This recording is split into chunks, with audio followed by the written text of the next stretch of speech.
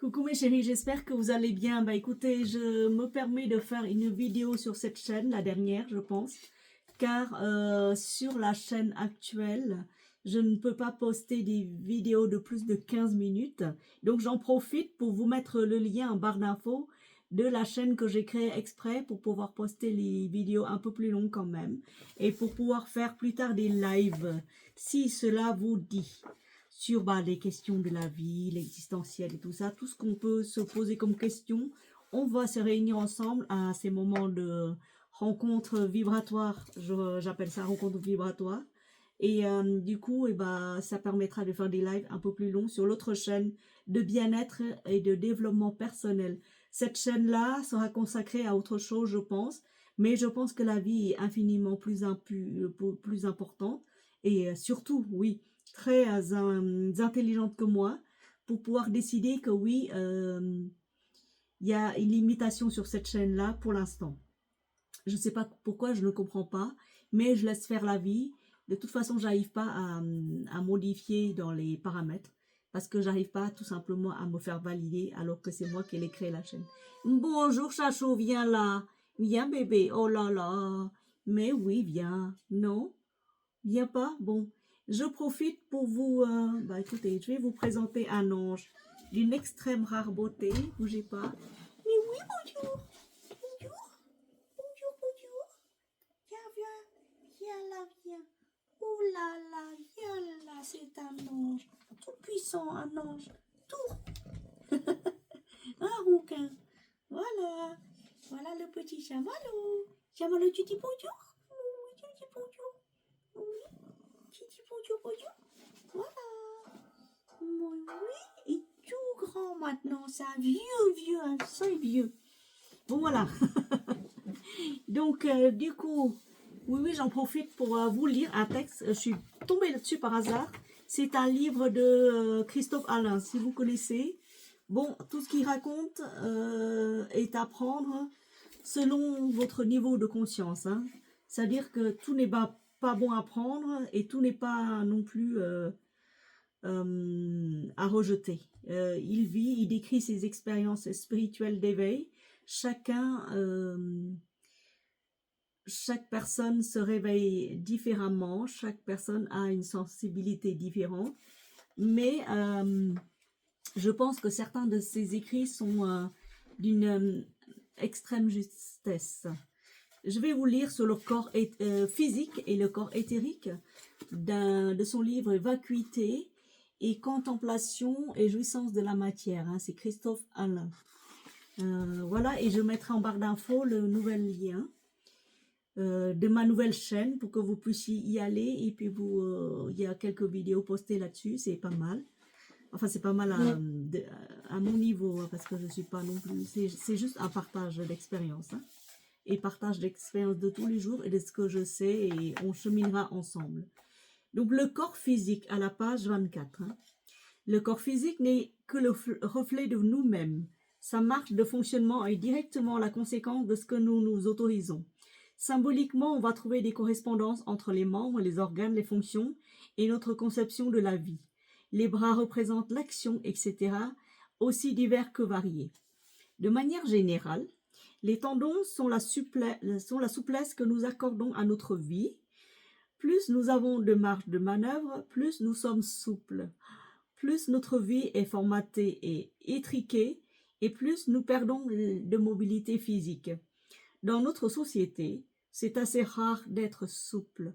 Aucun adulte n'a la souplesse d'un enfant. C'est normal parce qu'un enfant porte en lui toutes les potentialités et les possibilités. Donc, dans ses écrits, il parle beaucoup de potentialités.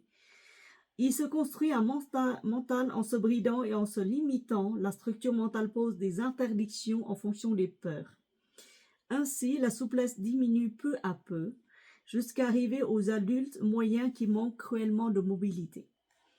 Dans les muscles, nous allons cacher nos peurs et nos organes vont donc prendre sur eux les souffrances que nous ne voulons pas exprimer, dans la mesure de ce qu'ils veulent bien supporter. Quand un organe est malade, c'est souvent pour signaler qu'un des problèmes ne peut plus être supporté dans la vie. ou qu'il est simplement temps de le régler. Bien entendu, cela reste global et chaque cas est particulier. D'où l'intérêt de communiquer avec son propre corps si on le peut. Sinon, il existe des bouquins relativement bien faits et qui sont assez justes, faisant des correspondances entre les maladies et les problèmes cachés.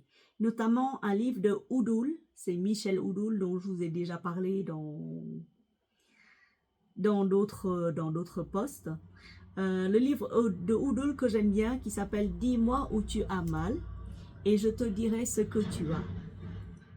Une douleur physique ou une courbature est souvent l'occasion pour le corps de nous obliger à lui accorder de l'attention et de l'amour. Nous sommes des esprits divins et ce à quoi nous accordons de l'attention grandit en conséquence. Voilà. Donc, il parle aussi de corps éthérique. Si vous voulez bien, je vous le lis aussi. Là, on s'attaque à autre chose pour le corps éthérique. Notre corps physique n'est que la création directe du corps éthérique, lequel est une sorte de moule situé à un niveau vibratoire supérieur. Il se montre bien plus malléable que le corps physique. Les plantes ne se privent pas pour le faire changer de forme à volonté, ce qui leur permet de contrôler leur forme et leur croissance. Il est capable de se nourrir à un niveau plus subtil et de faire descendre ce qu'il a obtenu dans le corps physique, suivant son niveau de développement. C'est là qu'est stocké notre ADN, lequel nous suit de vie en vie, qui subit de très grosses modifications à l'heure actuelle. Le corps éthérique nous nourrit au niveau subtil et s'avère capable d'apporter des aliments purs au corps physique. Plus nous sommes avancés, moins nous avons besoin de manger réellement. Plus nous avons de capacité à éliminer les toxines, moins nous nous sommes affectés par les poisons, conservateurs, exhausteurs de goût et autres, présents dans notre alimentation. Donc, plus nous avons la capacité à éliminer les toxines, moins nous sommes affectés par les poisons. Les grosses inégalités face à l'alimentation sont directement dépendants de ces facteurs. Ceux qui se nourrissent mieux dans l'éthérique sont ceux qui souffrent le moins de carences liées à la malbouffe, laquelle, non content de nous empoisonner, ne nous fourmille pas les éléments subtils nécessaires. L'intention mise en faisant la nourriture est primordiale pour le corps éthérique, donc les McDo où les cuisiniers sont à l'arrache, ou pire encore les plats cuisinés sont une horreur. L'intention du cuisinier est primordiale et l'amour mis en cuisinant va influer grandement sur le plat. On peut altérer soi-même cet aspect si on a suffisamment d'intention, mais la plupart des gens ne s'en aperçoivent pas et empoisonnent leur corps éthérique en mangeant ces types de plats, c'est-à-dire les plats rapides, cuits à la va-vite, la fast-food, etc. Rappelez-vous que notre niveau vibratoire actuel n'est déjà plus rien à voir avec celui d'il y a un an et plus il va augmenter, plus le corps physique va redevenir malléable pour nous et plus il va spontanément répondre à toutes les sollicitations et dans un sens ou un autre. À terme, nous devrions tous apprendre à nous nourrir dans l'éthérique en 5D, se nourrir de prana. Et cela vaut pour tous les règnes, non seulement humains. Il ne devrait donc plus y avoir de prédateurs sur la planète. Bien sûr, c'est du long terme, mais c'est pourtant possible. Il suffit de substituer l'alimentation dans la matière par l'alimentation dans l'éthérique au fur et à mesure. Et contrairement à ce que l'on croit, nous le faisons déjà tous, à plus ou moins grand niveau, sans quoi nous serons déjà tous morts, au vu de l'alimentation actuelle. Ce que nous croyons au fond reste la seule réalité de notre corps. L'important n'est pas la pensée superficielle, mais la croyance profonde, car le corps physique n'est qu'une histoire que nous écrivons. Celui qui se croit invulnérable le devient, celui qui se croit souffreteux le devient aussi, et plus nous allons avancer, plus ça va être flagrant. Se relier en bas à l'intraterre, au centre de la mer Gaïa, qui est en 3D, c'est laisser notre corps physique s'éveiller au divin et nos corps subtils se faire enseigner. Ces choses ne sont pas importantes à comprendre intellectuellement. Ce qu'il est davantage, c'est de se relier à la terre pour que les corps puissent se faire enseigner des règles de fonctionnement plus souples et adaptées en 5D. Peut-être bien que lorsque nous aurons réintégré le moment présent et que nous n'aurons plus besoin d'exprimer la mémoire de nos vies avec nos corps, la vieillesse disparaîtra concomitamment, mais c'est une autre histoire. Les rites ne sont que des souvenirs que nous écrivons et la perte de vitalité est de l'ordre de la croyance générale et des entraves qui se cumulent avec l'âge. Écoutez, ce texte est d'une criante vérité, je le sens au très fond de mon âme que c'est la vérité car nous sommes d'essence divine. C'est normal. C'est normal de tomber sur des textes pareils, c'est normal qu'à un moment donné, à une période de notre vie, à une période de la croisée de chemin, à la période actuelle d'élévation de tous les âmes sur la terre, que nous tombions sur les écrits d'un grand sage, Christophe Alain. Si vous ne le connaissez pas, allez feuilleter, fureter sur son site, je crois qu'il a un site dédié. J'ai eu le bouquin parce que je le trouve beau. Je le trouve beau avec l'arbre en effervescence comme ça, derrière un soleil ou devant un soleil, avec les racines bien enfoncées. Voilà, donc je vous mets en barre d'infos le nouveau lien de ma chaîne.